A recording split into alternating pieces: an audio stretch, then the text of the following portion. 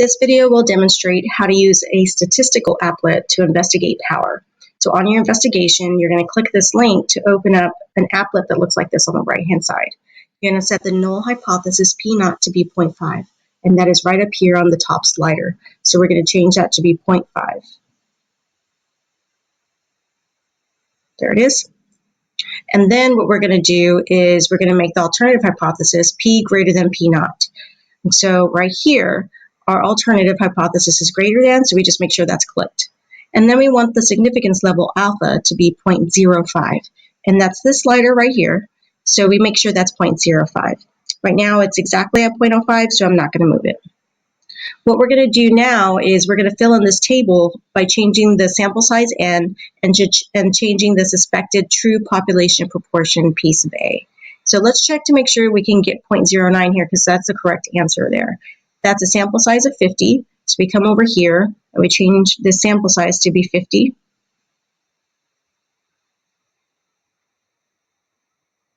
There it is. And then we change the suspected true population proportion to be 0.52. And that is right down here. So 0.52 is right there. So now, with all those things in place, we can see power is 0.0864 right there, which rounds to about 0.09, and we did it correctly.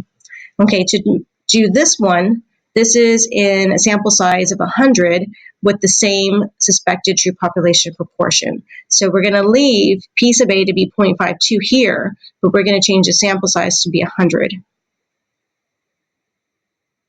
Right there. So now, with those things in place, we see power over here is about 0.1064, which rounds to 0.11. So we did that correctly. For this one, you change the sample size to 50. And the suspected true population proportion to 0.56. So down here, that's 0.56. And then you read the power is about here, 0.2112, so about 0.21.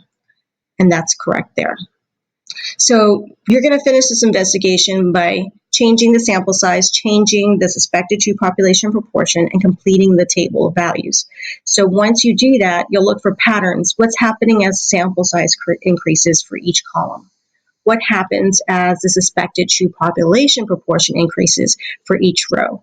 Once you come up with a conclusion, you're going to type in your answer here in the text box.